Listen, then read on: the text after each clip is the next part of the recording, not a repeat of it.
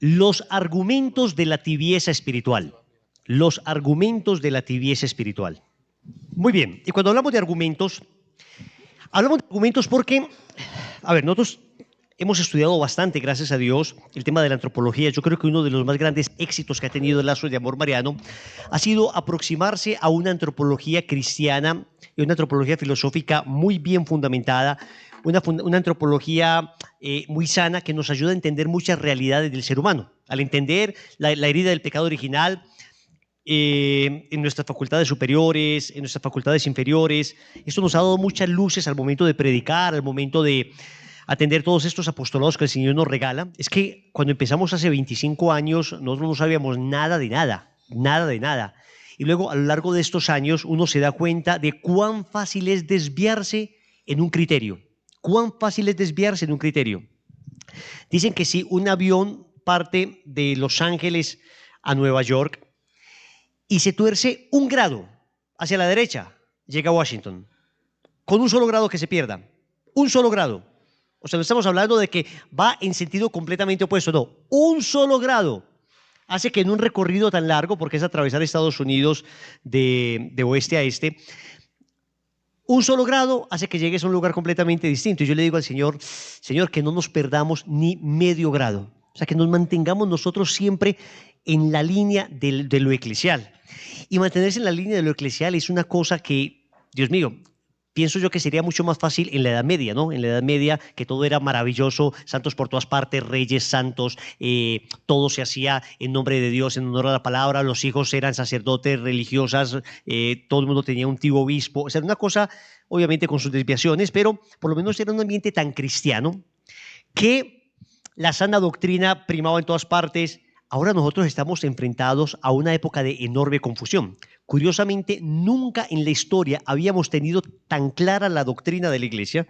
Hoy nosotros tenemos un corpus absolutamente claro de lo que creemos. Tenemos un catecismo universal. ¿Saben ustedes que por primera vez tenemos un catecismo universal? Nos tocó esa época a nosotros. Antes había catecismos locales. Había un catecismo muy famoso que era el catecismo de Holanda, había otro catecismo, el del padre Astete, por ejemplo, era otro catecismo pues muy de Latinoamérica, había el catecismo romano, el de Holanda era más bien regular, pero el romano era muy bueno.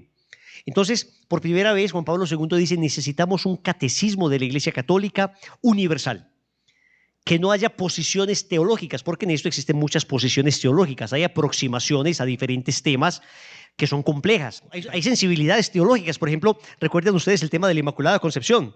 La escuela tomista no fue capaz de encontrar el dogma de la Inmaculada Concepción, no fue capaz de conciliar el dogma de la necesidad universal de la salvación con el dogma de la universalidad del pecado original.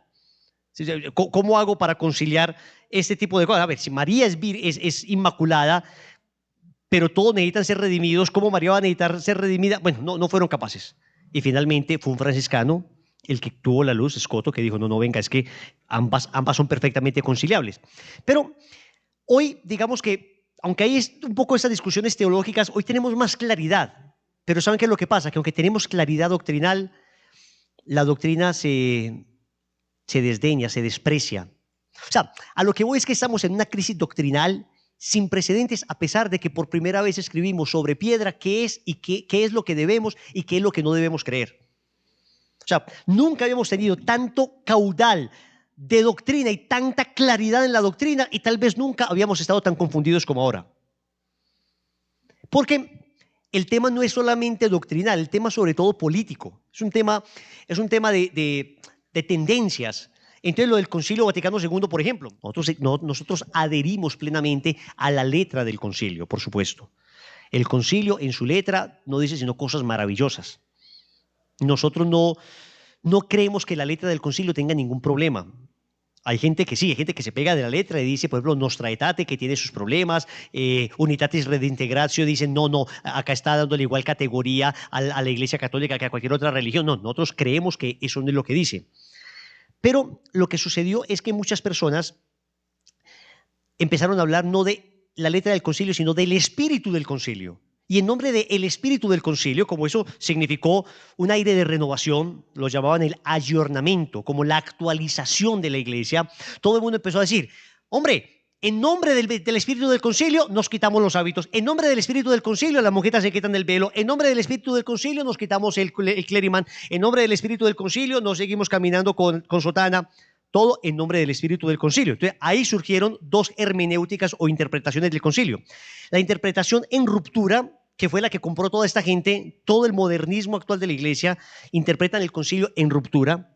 O sea, en ruptura es, a partir del concilio nació una nueva iglesia. Eso es un concepto de un teólogo brasileño llamado Leonardo Boff. ¿Han escuchado de Leonardo Boff? Teología de la liberación. Él tiene un concepto que se llama la eclesiogénesis. Eclesiogénesis. Él dice que la iglesia se funda cada época. O sea, que vos no tenés que anclarte al pasado, sino que la iglesia en cada momento se va fundando. Hay un nuevo origen, génesis, origen, eclesia, iglesia. Entonces, cada época marca un nuevo origen de la iglesia. Y entonces habla mucho de la lectura de los signos de los tiempos, habla mucho de estas cosas para desligarse completamente de todo lo que hemos recibido hasta ahora. Entonces, eso se llama la hermenéutica o la interpretación en ruptura. Toda la iglesia suiza, la iglesia holandesa, la iglesia alemana sobre todo, toda esa iglesia compró eso. Hay otra interpretación que se llama la interpretación en continuidad o hermenéutica de la continuidad. ¿Qué significa? Que miramos el concilio no como un inicio completo de la iglesia, sino como un aire nuevo a lo que siempre hemos creído, pero no se desdeña de todo lo anterior. Así es que nosotros hemos interpretado el concilio, como lo ha interpretado Pablo VI, Juan Pablo I, Juan Pablo II, Benedicto XVI, el mismo Papa Francisco. Se ha interpretado en continuidad, en continuidad. Gracias a todo este caudal de conocimiento, gracias a toda esta experiencia recibida, porque somos herederos de una linda tradición, gracias a todo esto, nosotros podemos ver con claridad y aproximarnos con claridad a temas complejos como la liberación. Les decía, entonces nosotros sabemos que existe una facultad superior, que es el entendimiento, que el objeto del entendimiento es ¿qué? ¿Hacia qué? ¿Para qué Dios nos dio entendimiento? Para encontrar la verdad. Entendemos que existe una facultad superior llamada voluntad, y el objeto de la voluntad, o digamos la finalidad de la voluntad es ¿qué? El bien, amar, abrazar el amor. De hecho, los teólogos escolásticos decían una cosa muy linda, decía, en Dios su intelecto agota completamente su ser, y por eso su intelecto es el verbo. Y el amor de Dios agota completamente su ser, y por eso la voluntad o el amor de Dios es el Espíritu Santo. Eso, mejor dicho, nosotros tenemos una estructura absolutamente monolítica, bien argumentada, y eso fue lo que se perdió completamente después de que empezó a perderse la filosofía escolástica, porque la filosofía escolástica nos daba un lenguaje, toda la filosofía escolástica que reposaba en los clásicos griegos, que reposaba sobre todo en Aristóteles. Aristóteles fue un descubrimiento enorme del siglo XII. Hasta entonces la filosofía con la que tratábamos de explicar la teología era la filosofía de Platón, que tenía algunos problemas complicados, pero cuando Averroes, Avicena, eso, oiga, lo empezaron a descubrir unos filósofos árabes, del Islam. De hecho, ellos son muy despreciados en el Islam porque, claro, obviamente la filosofía de ellos es una filosofía que se aproxima mucho al cristianismo. Pero quien en el cristianismo comenzó a tomar todo ese caudal de conocimiento y a empezar a darle un lenguaje teológico y empezar a explicar los misterios de la fe con estos fundamentos teológicos fue Santo Tomás de Aquino. Entonces fue el principio, el concepto de transubstanciación. Nosotros sabíamos que el pan y el vino se convertían en el cuerpo y la sangre del Señor, pero ¿cómo lo explicamos? Entonces empezamos a utilizar un lenguaje filosófico para explicar eso. ¿Qué pasa? Que ahora todo eso es visto como una cosa anticuada, una cosa que no sirve, y están intentando dar una nueva explicación, darle un nuevo lenguaje a la teología, y eso está trayendo gravísimos problemas doctrinales. O sea, en el fondo lo que nosotros tenemos hoy en la teología es un problema filosófico. Es un problema de despreciar una filosofía que es absolutamente sólida. Estamos hablando de, por Dios, 24 siglos, una filosofía que se ha sostenido en pie 24 siglos. Y ahora llega alguna persona nueva y se inventa una nueva filosofía y entonces dice que ya no tenemos que hablar de transubstanciación, que esos conceptos nadie los entiende, que hay que hablar de no sé qué, que hay que hablar de significación. Empiezan a decir una cantidad de cosas. Volviendo al tema entonces, nosotros seguimos utilizando eso porque sigue siendo lo más sólido, sigue siendo lo que la iglesia sigue pensando y la iglesia sigue hablando así en sus documentos. Nosotros seguimos utilizando ese lenguaje, pero te vas a encontrar con mucha gente que no lo utiliza. Entonces cuando llegamos a este tema, parto de todo esto para decirles que el título de la charla es Argumentos Entonces, ¿por qué hablamos de los argumentos si la tibieza es más bien una actitud? Si la tibieza es más bien un acto de la voluntad, una flojera en la voluntad. Porque nosotros entendemos la unión que hay entre el entendimiento y la voluntad. Nosotros entendemos la unión que hay entre la verdad y el bien.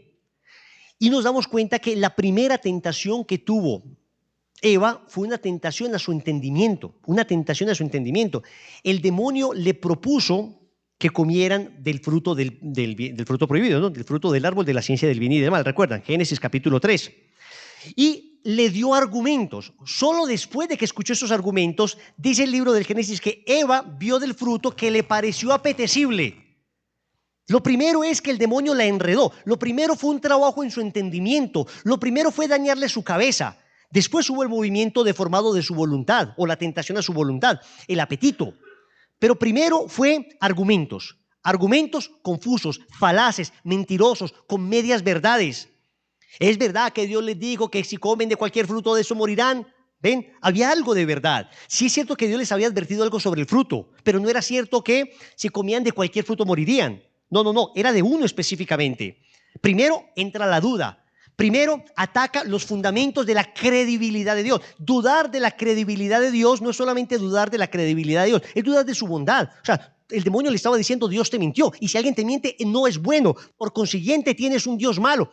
O sea, detrás del engaño de Satanás estaba poniéndose en duda no la existencia de Dios. Tal vez hay algo peor que poner en duda la existencia de Dios y es poner en duda la bondad de Dios. Poner en duda la bondad de Dios. El demonio no puso en duda la existencia de Dios y no vivimos en una sociedad que pone en duda la existencia de Dios. Vivimos en una sociedad que más bien pone en duda la bondad de Dios. O sea, ese Dios que existe, en el que tú crees, es malo, te miente, te engaña, te dice cosas contrarias a la verdad. Primero, evidentemente le intenta confundir. Después, directamente le dice, no es cierto que morirás. O sea, ya no le creas a él. Porque es que nosotros terminamos siempre creyendo o en Dios o en el ídolo que quiera reemplazarlo, pero terminamos siempre creyendo. El hombre no es capaz de no vivir de rodillas, sea ante Dios o ante un ídolo, pero hay una tendencia natural nuestra a adorar algo más allá de nosotros. Eso es connatural. Lo que hablaba ahora, no me acuerdo quién, de la religión natural. El libro de Monseñor Snyder, ¿no? Que hablaba de la religión natural. Hay una tendencia natural en el hombre a adorar algo fuera de sí, que luego eso se ha deformado. Pero o adoras al Dios verdadero y te postras ante el Dios verdadero, o terminas adorando cualquier ídolo. No existen ateos, existen idólatras. Decía Chesterton era el que decía. No existen ateos sino idólatras. O sea, si es que tú no terminas adorando al Dios verdadero, terminas adorando lo que sea que se te ponga al frente. Entonces, una vez el demonio te quita la credibilidad en Dios, te dice ahora sí qué debes creer. ¿Qué debes creer? Por eso es tan delicado, tan terrible la tentación que viene al intelecto. Y es de la primera que uno debería cuidarse. Porque esa tentación que viene a deformar la idea de Dios, que viene a deformar la verdad divina, que viene a decirte que la revelación es falsa, es una tentación de la que van a derivar una enorme cantidad de malas acciones. Si uno no vive como piensa, termina pensando como vive. O sea, si usted tiene los criterios claros, pero no vivís esos criterios, al final vas a ajustar tus criterios a tu manera de vivir. Lo que uno tiene que hacer es elevar la manera de vivir a aquellos criterios que no son míos, que son de Dios, que no son mis criterios, sino los criterios del Evangelio. Entonces, hago un esfuerzo por mantener esa unidad interior. La santidad consiste en ese esfuerzo permanente hasta la muerte. Pero cuando la persona claudica, cuando la persona capitula en los principios, es que ya no tienes de qué agarrarte. Dicen esto, eso lo decía Benedicto XVI, decía, la ortopraxis sigue a la ortodoxia. La ortopraxis sigue a la ortodoxia.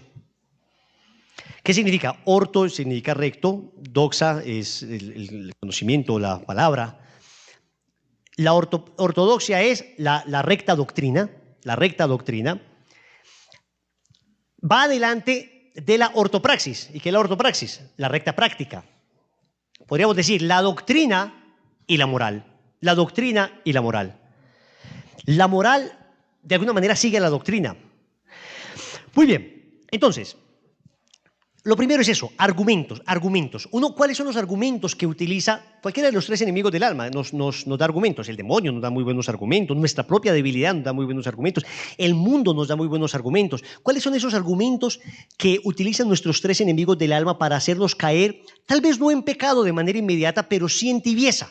Sí en tibieza. Empecemos con esa cita bíblica del apóstol San Pablo en la carta a los Romanos, capítulo 12, versículo 2. Carta a los Romanos, capítulo 12, versículo 2, dice el apóstol San Pablo: y no os acomodéis al mundo presente. Ojo pues, acomodarse. No os acomodéis al mundo presente. Otras traducciones dicen: no os acomodéis a este siglo, a este siglo. Romanos 12:2. 12:2. No os acomodéis al mundo presente. Antes bien, transformaos. Metanoia, transformación, metamorfos. Ahí en este caso sería la transformación. Mediante la renovación de vuestra mente. Miren, qué curioso esto. San Pablo, cuando está hablando de la acomodación al mundo actual, lo primero que dice es: no, primero renueve su mente. La acomodación es un proceso más bien de la voluntad. Yo me voy simplemente dejando caer, simplemente voy viendo cómo las circunstancias van cambiando mi manera de ser. Pero San Pablo dice: venga, usted lo que tiene que hacer es no acomodarse, sino transformarse mediante la renovación ¿de qué? De la mente. De forma que podáis distinguir cuál es la voluntad de Dios, lo bueno, lo agradable, lo perfecto. Palabra de Dios. Palabra de Dios. ¿Quién como Dios? Miren pues esto tan interesante. No acomodarse, sino transformar, la conversión. ¿De qué? De la mente. ¿Por qué el retiro espiritual? Acabo de salir de un retiro de matrimonio, la cosa más espectacular y preciosa que tuve, no, uno de los retiros más bellos que hemos vivido, por la cantidad de cosas lindas que pasaron. Entonces, ustedes se dan cuenta que el retiro es una combinación entre cosas muy fuertes, argumentos muy fuertes y cosas muy bellas, sobre todo el retiro de matrimonios. Es algo muy bello. Si usted le quitara al retiro de conversión todo lo que es fuerte, el examen de conciencia, la charla de postrimería, la charla de ideología de género, de aborto, quítele todo eso. La gente sale igual de conmovida, pero no sale convertida. La gente sale muy conmovida. Es que la gente al final se levantaba llorando a abrazar a los muchachos que cantaban. Además que en la localidad tenemos unos trovadores, pero unos monstruos de trovadores. Le trovaron a cada pareja. La gente lloraba y los abrazaba. Eso fue una cosa muy emotiva. Pero no deja de ser emotivo. No deja de ser simplemente algo romántico, algo lindo, que es lo que pasaba al principio. ¿Te acuerdas del retiro de matrimonio al principio? Que todo era pura emotividad, pura belleza, pero no había conversión. Entonces las parejas salían felices de ahí, pero no convertidas. Felices, pero no sanas. Salían conmovidísimas, pero no salían mejores cristianos. La clave está en esa combinación. Ahora, si diéramos solamente la otra palera, solamente los argumentos, también es difícil porque nosotros no solo somos intelecto, además somos voluntad, pero además tenemos sentimientos. Entonces hay que trabajar esa integralidad del hombre. Entonces miren acá lo que está diciendo el apóstol San Pablo, que no debemos acomodarnos, que debemos transformar nuestra manera de pensar, y los argumentos del retiro son transformar la manera de pensar. Todos esos argumentos apuntan a eso, a la metanoia, a la transformación de la manera de pensar de la gente. San Pablo habla de esa renovación. ¿Cuáles son los argumentos? A ver, no, antes de llegar a los argumentos, que ya voy al corazón de la charla, quiero decirles unas 3 frases que me han impactado mucho respecto a esa acomodación del hombre al siglo actual. La primera la dice Chesterton. Dice: a cada época la salva un pequeño puñado de hombres que tienen el coraje de ser inactuales. Miren esa joya. A cada época la salva un pequeño puñado de hombres que tienen el coraje de ser inactuales. Chesterton.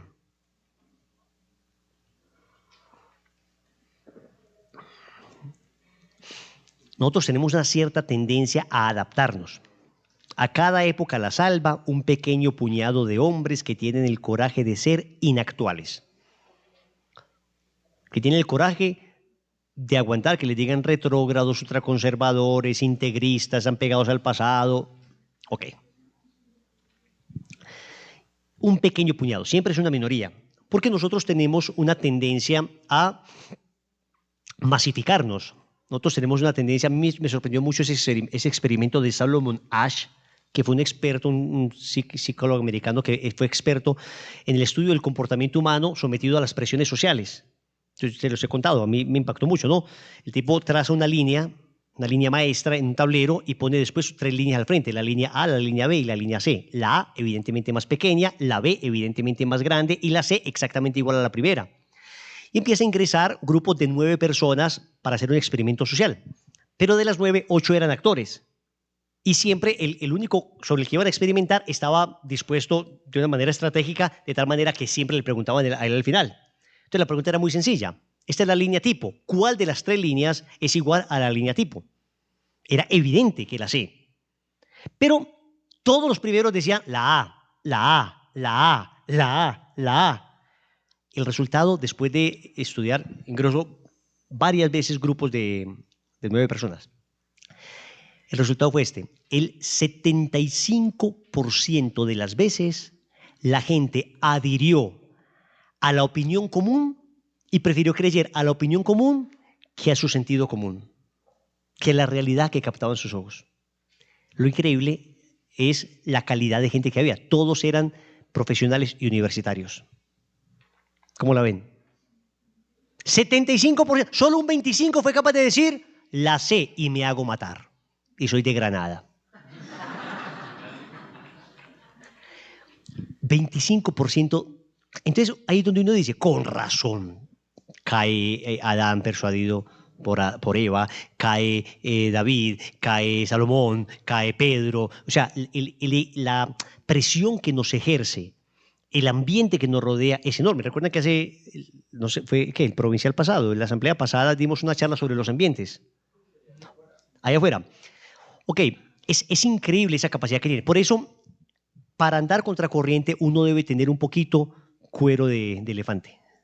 Como me dijo una amiga, Angelita, me dijo, hombre, yo desde que me metí a Lazos me compré 20 kilos de vaselina y me le eché por todas partes para que lo que me diga me resbale. Que lo que me digan me resbale. La esposa de Anderson. Angelita. Angela, no, pero no Silvi, sino Angelita, Angelita. Me pareció, me cayó en gracia. Es verdad, uno tiene que tener una especie de cuero de elefante, pero cuidado, que si uno no tiene un buen criterio, esa misma obstinación puede jugarle en contra a uno. Una persona que esté fanática de algo, una persona que no tenga un buen criterio, pues se mete una idea y no la saca nadie de allí. Por eso hay que discernir, para que aprendáis a distinguir cuál es la voluntad de Dios, lo bueno, lo perfecto, lo agradable. Aprender a discernir. ¿Bien? ¿Bien como Dios? Y después de Dios, les digo otra cosa de esto, miren.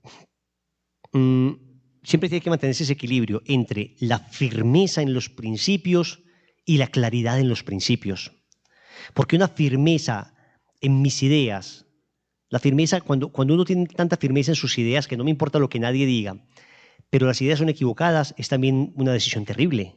También una decisión terrible. Miren, por ejemplo, los terraplanistas. Los terraplanistas son personas que no hay quien les convenza que la Tierra es redonda, por argumentos que le presenten. Ese es el escepticismo llevado a sus últimas consecuencias. O más bien, el dogmatismo llevado a sus últimas consecuencias. Todo escéptico radical se vuelve un dogmático. Qué curioso. O sea, esto dice, no creo en nada. Le pueden mostrar la curvatura de la Tierra, le pueden hacer todos los experimentos, no creo en nada, pero creo firmemente en lo que yo creo. O sea, eso es una cosa. Entonces, es muy fácil que uno se autoengañe. Por eso nosotros no nos pegamos de nuestras lógicas, de nuestra sabiduría, sino de la revelación. Ya Dios nos mostró lo que es y además que nos parece perfectamente consistente. Segunda frase. Fulton Sheen, si te casas con el espíritu de la época, quedarás viudo en la siguiente. Buenísimo, ¿eh? Si te casas con el espíritu de la época, quedarás viudo en la siguiente.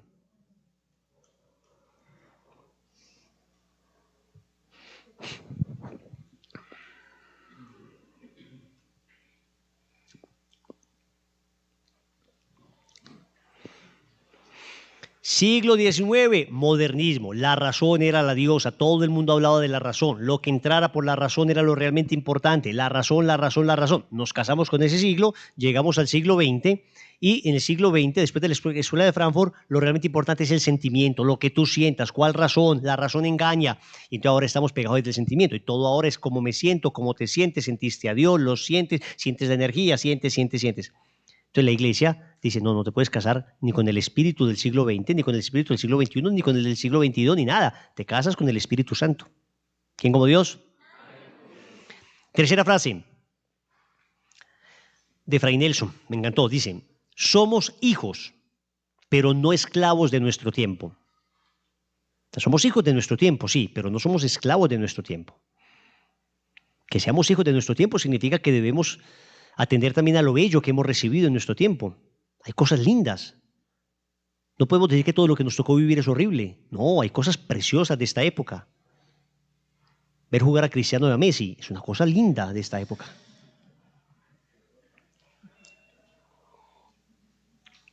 Hombre, los desarrollos tecnológicos que hemos visto son cosas impresionantes. Lo que el ser humano ha logrado con su ingenio, los avances científicos, médicos, por ejemplo. Tenemos la gente más longeva de la historia. La gente nunca moría tan vieja, nunca. Por primera vez estamos viendo mayoritariamente gente morir por encima de los 70 años. En la historia eso no se veía. Entonces, claro que somos hijos de nuestro tiempo y hay cosas que nos maravillan. Ver cómo prenden las cosas ahora con un comando, que tengamos luz, que tengamos... No, es que es increíble, pero ojo, no somos esclavos de nuestro tiempo. Hay que aprender a valorar el patrimonio que hemos recibido de lo bello, pero también hay que saber desprendernos de aquellas cosas que no son tan buenas en este patrimonio. ¿Bien? ¿Quién como Dios? ¿Y después de Dios? Ok, entonces, básicamente hay dos grupos de argumentos que nos da la tibieza para convencernos. Un primer grupo de argumentos tiene que ver con el tiempo y otro segundo grupo de argumentos tiene que ver con el espacio. Sabemos que vivimos en dos dimensiones, espacio y tiempo, ¿no?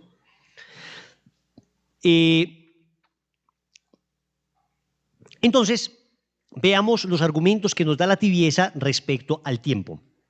¿Qué es lo primero que nos va a decir la tibieza espiritual cuando intenta seducirnos? Lo primero que nos va a decir es, el tiempo de la iglesia es distinto. Estamos en otros tiempos, ¿ok?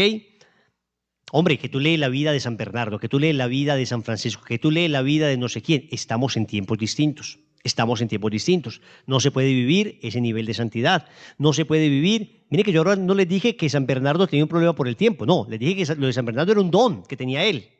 Ahora, puede que haya gente que lo tenga. Sí, Padre Pío se aventuraba a decir unas cosas tremendas. Yo he conocido al menos 3 o 4 sacerdotes que conocieron directamente al Padre Pío. Uno de ellos fue discípulo espiritual del Padre Pío. Lo conocí en Argentina.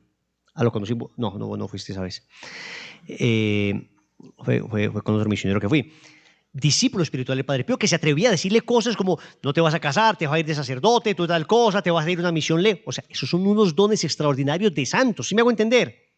Pero acá me refiero al tiempo de la iglesia. La gente te va a decir, hombre, la iglesia ha cambiado, la iglesia es distinta, la iglesia ya tiene que estar más en el ámbito social, la iglesia ya no tiene que hablar tanto del pecado, la iglesia ya no tiene que hablar tanto de la impureza, la iglesia ya no tiene que mortificarse tanto, ya hemos entendido que esas mortificaciones extremas eran producto de un vicio filosófico que teníamos, de una contaminación de la filosofía platónica que hacía ver el cuerpo como algo malo.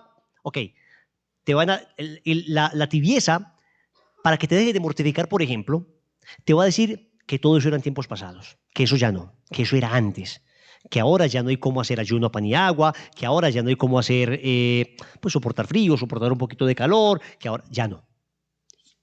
Que la doctrina también ha cambiado, que ahora estamos más modernos, que ahora no podemos vernos como recalcitrantes, que ahora ya no podemos tal cosa. Que la moral también ha cambiado. También ha cambiado. La época actual de la iglesia, ojo, de la iglesia, ¿no? La iglesia ahora es distinta. La iglesia ahora interpreta de manera distinta lo que durante 2000 años hemos creído. Es que es una cosa que hasta el sentido común explota cuando uno piensa eso. Pero ¿cómo que durante 2000 años ha sido así? Porque Cristo lo reveló. Porque es que la clave de esto es esto. A ver, una filosofía cualquiera puede mudar, puede mejorarse, puede empeorarse, perfeccionarse, pero porque son filosofías humanas, lo humano siempre es perfectible, pero la fe cristiana es divina, es revelada directamente por Jesús. Dígame, ¿en qué se equivocó Jesús? En el fondo, Sería una desconfianza de la divinidad de Cristo. Yo no confío que Cristo es Dios. Yo creo que Cristo es un buen hombre. Y si Cristo es un buen hombre, la filosofía de Cristo, la doctrina de Cristo es una doctrina bellísima, pero de hombre. Y como todo lo de los hombres puede ser mejorado, entonces simplemente yo aplico una mejora a esto que dijo Jesús.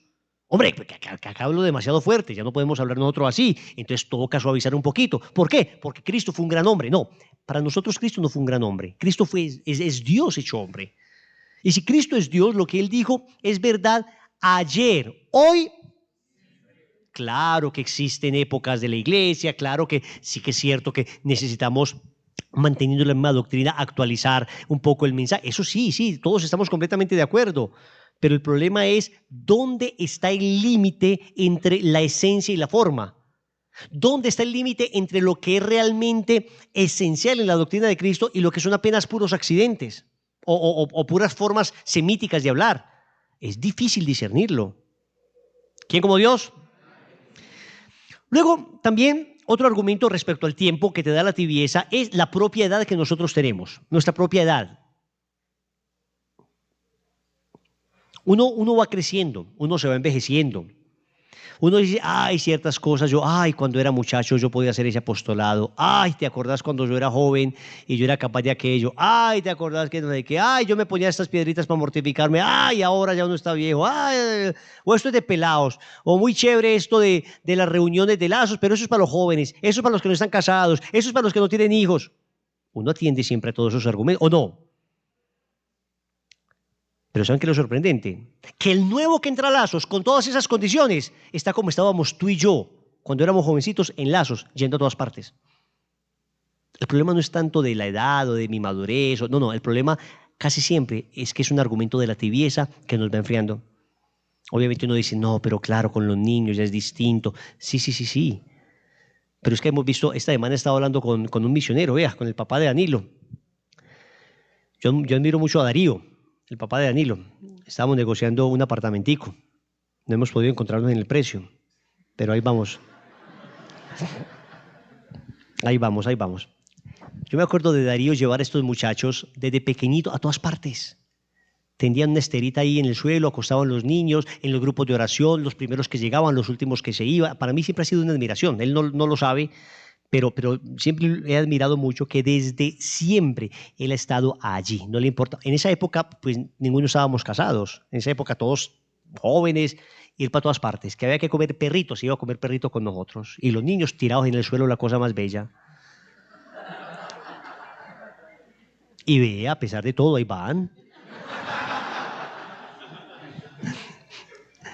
No, eso para mí es admirable, porque a veces uno cree que son épocas, no, que era cuando yo era así, hasta que uno se da cuenta que la gente que está entrando nueva tiene hasta condiciones más complicadas que las nuestras, pero lo que les falta no es tiempo, no es un problema de edad, no es un problema de condiciones, es un problema de amor, es un problema de ardor interior, es un problema de tibieza espiritual. Es increíble, pero uno empieza a argumentarse que no, que los niños, que el frío, que el calor, que no hay que... Sí, claro, todos excelentes argumentos. Muy convincentes, pero déjame decirte que son argumentos de la tibieza. Y uno lo ve, a uno se le cuesta más dificultad, y uno ve a Rodri, el mismo desde que empezamos. Este Rodri es que no conoce de tiempos, no conoce de edades, no conoce de nadie, se tira igual al piso, hace sus dramatizaciones, en la dinámica del barro se revuelca casi igual, pancita arriba ahí. No le importa nada, como y nada fuera. No ha pasado el tiempo a su espíritu. ¿Quién como Dios? Pilas con eso. Lo primero que hemos dicho es, la primera parte es la iglesia, si hay cositas, pero lo esencial sigue siendo completamente vigente. La santidad sigue siendo actual. Lo segundo es pilas con esos argumentos de, no, eran otras épocas, es que uno va madurando, es que tal cosa. Sobre todo me refiero a las condiciones más humanas, ¿no? Porque cuando hablamos del tiempo hay otro tercer tema que son ya más bien las condiciones espirituales, ¿no? Entonces, el argumento de la falsa madurez espiritual, ¿no? Sí, sí, qué bonito esa época donde uno iba a todo, donde uno leía uno a Salesman. ¿Te acuerdas cuando uno leía a Salesman? Padrecito Salesman, ahí esos escritos tan lindos, tan piadositos, tan bien. No, no. Ahora nosotros leemos esa Chesterton. Ahora nosotros leemos a C.S. Lewis. Ahora, con grito de bebé y todo, nosotros nos volvimos unos intelectuales de la fe. Ya esas cosas piadositas, no sé. Hombre, hombre. Y yo veo a la señora más piadosa que nosotros, la señora de la parroquia, con su librito de Salesman, de rodillas desde que entra hasta que sale de la iglesia, llena de caridad, dando de lo que no tiene para la ofrenda de la iglesia. Ajá. Y voy leyendo a Chesterton, que el padre Brown, que el hombre que fue jueves, que no hay que... Chévere, chévere que lo leamos. Pero si esto nos trae un cierto elitismo espiritual que nos hace pensar que todo lo otro, cosas sencillas que nos sirvieron tanto al principio, ya son despreciables, significa que la tibieza nos ha tentado y hemos caído en su tentación. Pregunto, muchachos, suspendemos acá un segundito la charla. ¿Todo esto, verdad o mentiras? Retomando un poco, estamos en las tentaciones que tienen que ver con el tiempo, ¿no? El tiempo de la iglesia. No, el tiempo de la iglesia ha cambiado, los tiempos son distintos, no pasa nada, ya no tienes que vivir así, una espiritualidad tan radical, ya es una espiritualidad más de la fraternidad. Entonces reinterpretemos todo el espíritu del concilio. Entonces interpretemos la sinodalidad también en ruptura. La sinodalidad es que no hablemos de nada de pecado, simplemente escuchémonos.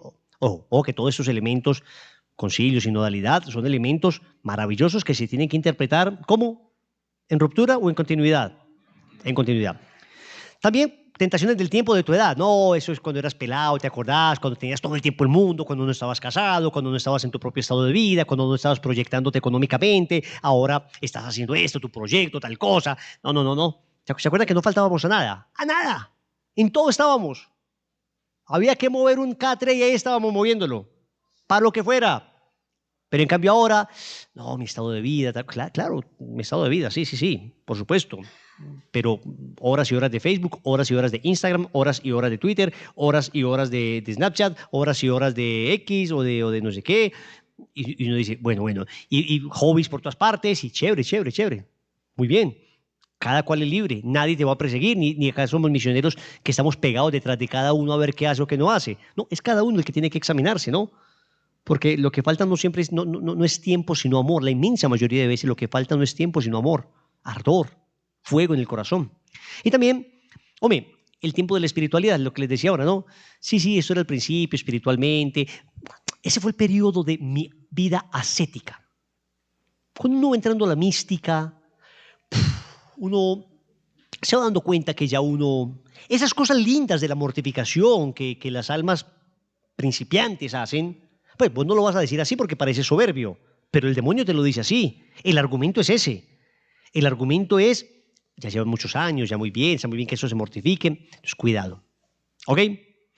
Tentaciones respecto al tiempo. Tentaciones respecto al espacio.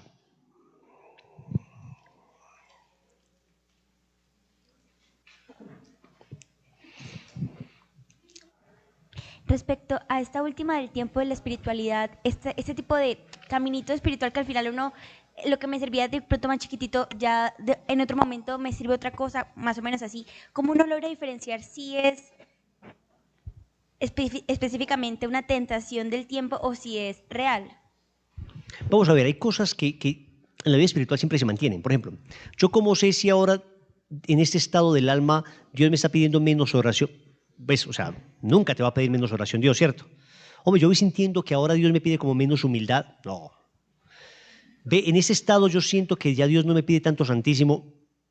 Ve, o sea, hay cosas que, independientemente a ver, estos caminitos, el del castillo interior, los caminitos esto de noches y días del alma, son una cosa maravillosa porque ayuda a entender muchas cosas, pero también puede ser que yo me valga de esto como una tentación, o la tibieza se valga de esto como una tentación para decirme, hey, vos ya vas muy adelante, no te preocupes, vos ya pasaste ciertas cosas, vos ya estás por ahí por la tercera, cuarta morada, tranquilo, ya uno no, claro, es que el enemigo te empieza a tentar, es que ya siempre, tantos años en la vida espiritual, entonces nota uno, yo no digo tanto en actitudes lo que hace uno o lo que no hace, sino las reacciones que te van generando al alma ciertas cosas. Entonces uno empieza, estas vigilias como tan largas, pero también tanta cosa, tanta alabanza, tanta cosa. Lo que antes te parecía bien, ahora te empieza como a fastidiar. Una cosa es que vos en tu soledad ores en más silencio, pero otra cosa es que ahora vos te fastidie como todo, vos vas sintiendo, es como el peligro del elitismo espiritual. Uno va sintiendo que lo mismo pasa con el tradicionalismo litúrgico. Hay personas que entran al tradicionalismo y es que ya no pueden escuchar una guitarra porque se les daña la misa. Se les daña la misa. O sea, lo que les hacía llorar al principio en la misa, ahora al final dicen, no, órgano, por favor, de tu voz, ¿sí? No, en latín, por favor, en latín. O si no, no hay misa válida. Hay riesgo de caer en un cierto elitismo. Una cosa es que yo valore todo eso, pero que yo diga, hombre, qué lindo esto, qué bella tradición, maravilloso. ¿No? ¿Cómo es que decía, el valorar la tradición no es llorar sobre cenizas, sino avivar fuegos? No, eso lo decía era Sarao, Snyder, ¿quién decía eso? No me acuerdo. Pero yo tengo que entender la situación en que estoy. Yo tengo que entender que la misa que voy a vivir todos los días en mi parroquia no va a ser la misa con música gregoriana, no va a ser la misa con todo el incienso que yo quisiera, ¿no? Entonces yo no puedo empezar a pensar que hay misa de más categoría y misa de menos categoría, porque ahí está Cristo. ¿Qué hago, pues? Ciertamente hay condiciones que me pueden ayudar a vivir mejor la misa, sí. ¿Qué hay cosas que me pueden dispersar más o menos? Sí. Pero ahí es donde me toca a mí vivir, o si no, me muero. Y empezar uno ya a despreciar otras espiritualidades, es que uno tiene que ser en eso muy, muy fino, uno muy caritativo, muy delicado. ¿Sabe? Sobre todo uno que tiene que hacer mucho, pensar es en ese tema, en mi alma, cómo estoy reaccionando yo, claro que hay cosas que el alma va pidiendo por momentos más. A ver, un vicio, por ejemplo, que uno vence al principio de la vida espiritual. Tal vez al principio, cuando uno está tan pelado, la tentación más fuerte es la tentación de lujuria, por decir algo. Uno hace ciertas prácticas que de alguna manera atacan el vicio de la lujuria. Vos sabés que es una tentación latente, pero vos vas creciendo y vos vas sintiendo que las tentaciones en ese sentido van disminuyendo, pero que aparecen nuevas tentaciones. Entonces, eso sí, hay un discernimiento, pero ahí vos estás simplemente analizando, no estás despreciando nada. No estás con una actitud de, ay, otra charla, otro retiro para hombres que nos van a hablar de la pureza. Ay, sí, tan lindo, ay, la pureza. No, pues siempre bienvenido, me sirve, me renueva, me refresca. Pero repito, esto es tan sutil que uno nunca lo va a decir así. Uno nunca va a decir, porque uno sabría inmediatamente uno que es soberbio. La tibieza, lo peligroso de la tibieza es que la tibieza es hipócrita. La tibieza es hipócrita, la tibieza no te va a tirar la tentación de frente, la tibieza no te va a decir las cosas de frente para que tú sientas que eres soberbio. Te lo va a decir de una manera tan sutil que te parecerá hasta virtud lo que estás viviendo. Hasta discernimiento te parecerá el hecho de que empieces a despreciar ciertas cosas. ¿Bien? Ok, entonces vamos a las tentaciones que tienen que ver ya no solo con el tiempo, sino con el espacio. Y acá nos referimos a tentaciones que la tibieza nos presenta en ciertos ambientes. Otra vez el tema del ambiente.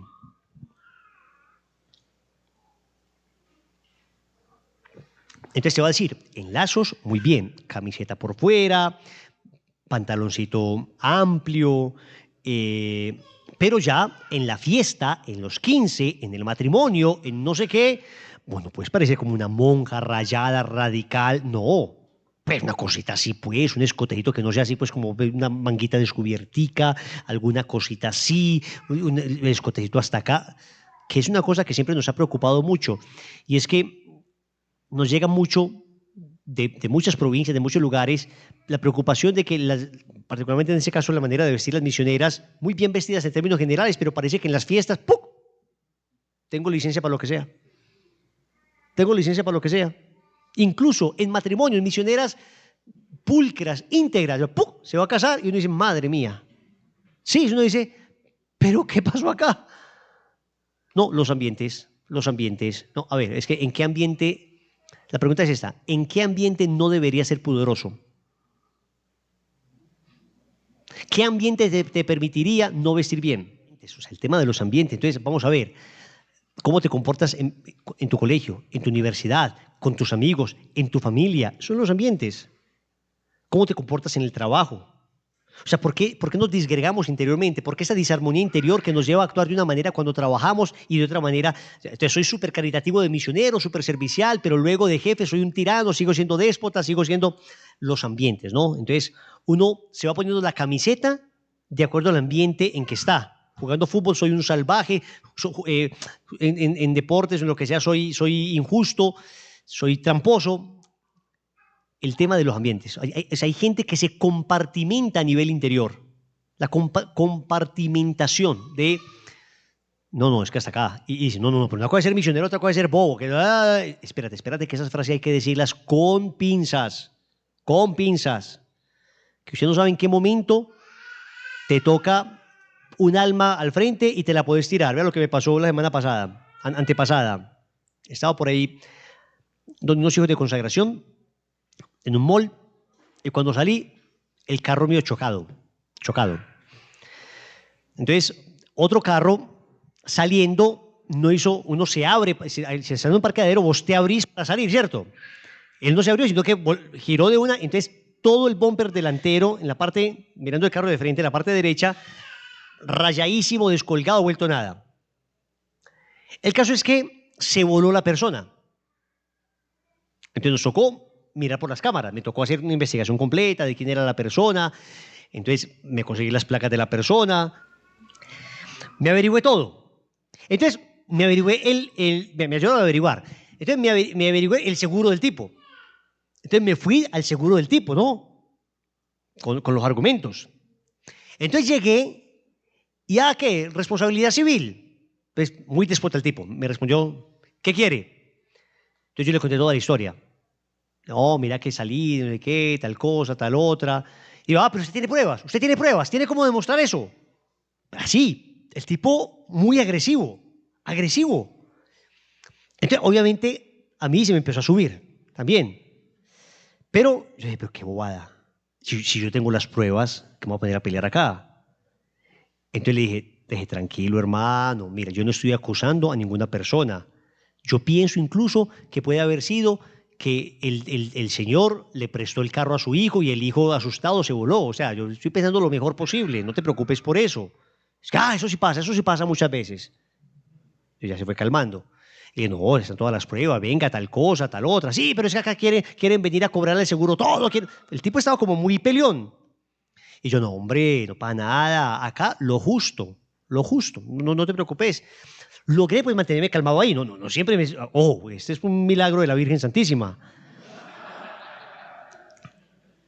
Entonces, terminamos de hablar, ya el tipo me ayudó, tal cosa, hicimos todo el procedimiento, y ya cuando iba saliendo, vi una señora que me saludó, entonces yo me la saludé y yo, ¿de dónde es que es esa señora? No. Me monté al carro, y en esa salió el muchacho corriendo. Y me dijo, venga, es que esa señora que usted saludó allá es mi jefe. La señora. Y ella me dijo, usted estaba teniéndolo a él es de Lazos Marianos. Él es de Lazos Marianos, yo fui a un retiro con Lazos Marianos hace muchos años y eso cambió mi vida. Y usted que ha estado tan deprimido y con ideas suicidas, ¿por qué no va donde él para que le ayude? Y llegó ahí el tipo ya, y se puso a llorar, me contó la historia, todo lo que le estaba pasando, ahí en ese momento. Entonces yo decía, Dios mío bendito, donde yo me hubiera asado. Pues donde yo me hubiera tamallizado ahí. Entonces, a veces, cuando uno es misionero, a uno le toca hacer, incluso hasta soportar ciertas injusticias. ¿Por qué? Porque uno sabe que ahí puede haber un alma por salvar. Yo no sé si a ustedes les pasa. Uno está en el carro. Yo no sé en Medellín por qué, no sé si están mal trazadas las vías, pero hay muchas vías en las que vos tenés que, para coger un semáforo, tenés que hacer una fila larga. En vez de tener 2 carriles, en el semáforo te haces una fila larga de un solo carril. Y yo trato de ser muy juiciosito en mi fila. Y uno va y usted se demora 4 o 5 minutos y siempre te parquea uno al lado. Y yo no lo miro. Subo el jeep y el tipo me va metiendo y yo me voy adelantando. Y ahí, y casi besando el bumper del otro. Hombre, que haga la fila. Hasta que baja el viro, y dice, Wilson, ¿quién como Dios?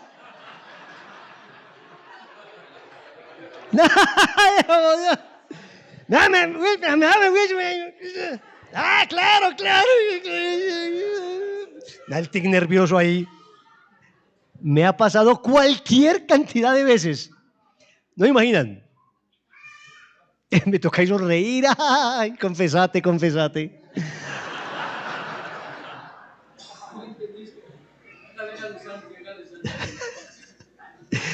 No. Entonces ya empiezo a pensar bien. Ay, demás que no sabía, primera vez que venía acá, y entonces se mete, una vez no sabe, a todos nos ha pasado. Y trato de justificarlo. Pero quererse meter uno de primero, pues si uno se da cuenta de eso, se mete uno quinto, pero bueno, ya. Gracias, Señor. Bendito seas. ¿A qué voy con esto? Que no siempre es fácil ser misionero en todas partes. Y no siempre es fácil ser cristiano en todas partes. Máxime cuando el ser misionero y ser católico te significa estar atento a ver a quién puede evangelizar en cada momento. Y a veces uno prefiere aguantarse la injusticia con el ánimo, con tal de evangelizar, porque es que eso es lo que hacemos en los retiros. En los retiros lo que uno hace es bajarse a las personas para poderles ayudar. Bueno, eso puede ser una oportunidad maravillosa también para evangelizar a alguien, si te ve tranquilo, si te ve sereno, pero no siempre es fácil. Y el caso es que no pasa nada, que de vez en cuando, si me ha pasado también, una vez me vendieron en Home Center una lámpara, me dijeron que era así, que tal cosa, que iba a funcionar, que no pasa nada. Entonces yo le advertí, venga, pero ese bombillo no funciona. No, si no funciona te lo cambiamos, no de qué. No, si lo metes va a reventar la lámpara. No. Y efectivamente reventó la lámpara. Entonces me fui allá a decirle, mira, yo te había comentado. Es que, sí, pero eso ya no es problema de nosotros. Yo vení, pero ¿vos te acordás de mí? Sí, me acuerdo de vos. ¿Te acordás que yo te dije? Sí, me acuerdo. Y pasó exactamente lo que te dije. Sí, pero ya no podemos hacer nada. Vuélvame a decir eso.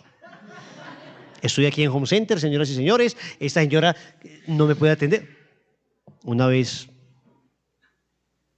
lo hice.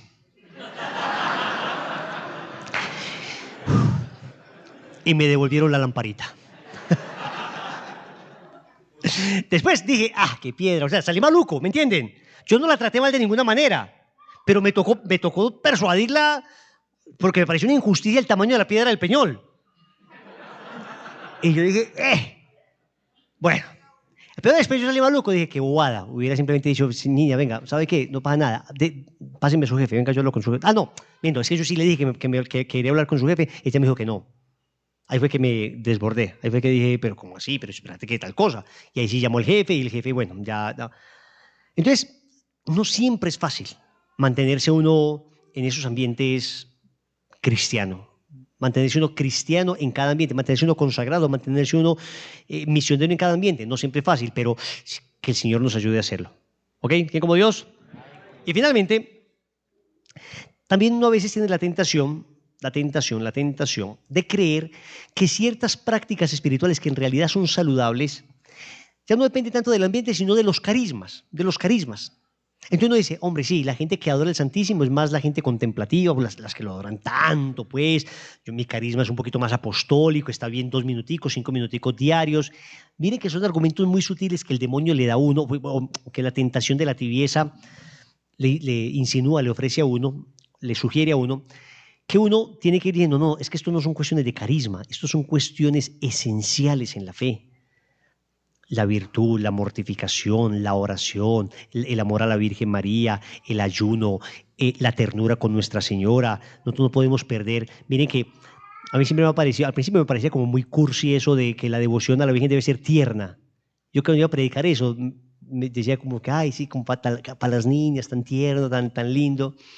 Pero cada que avanza el tiempo me doy cuenta de la necesidad de mostrarle a nuestros hijos esos detalles de amor. O sea, para mis niños, por ejemplo, ha sido impactante tener un altar, llegar con unas flores para la Virgen María. Ahora que fue la fiesta de San José, le hicimos un altar a San José, lo llenamos de detalles a San José, de cositas, actos de ternura. Y a veces uno cree que eso es propio de ciertas espiritualidades. Le pasa, por ejemplo, a unos amigos seminaristas, me decían, hombre, en este seminario, por ejemplo, nos dicen que acá son muy apegados a Santa Teresita, el Niño Jesús. Allá les pasa eso como lo contrario.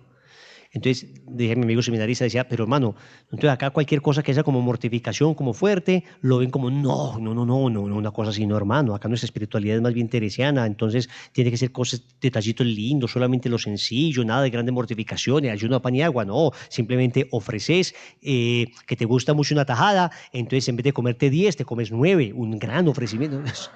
Sí, me decía que, imagínate que las mortificaciones eran así, o sea que el tamaño de las mortificaciones eran el detallito de amor. Entonces, que no, que eso no era una espiritualidad sana, ahí donde uno dice, cuidado, cuidado. Entonces, no, eso no es un tema de carismas. Eso, ciertamente habrá ciertos acentos en la espiritualidad que son de carismas, pero uno tiene que identificar con mucha claridad estos principios universalísimos de la espiritualidad. No importa el carisma que tengas, debes orar con frecuencia, debes adorar al Santísimo con frecuencia, debes esforzarte por ir a misa con la mayor frecuencia que puedas, debes rezar el Santo Rosario con la mayor devoción posible, debes leer libros espirituales. Dígame, ¿en qué espiritualidad no casa esto? Estas son cosas muy universales y muy necesarias, pero uno revisa su propia vida, entonces uno dice, hombre, le he bajado del Santísimo. Ajá, ¿por qué? ¿Qué tentación hay ahí? No, que de tiempo, que de qué.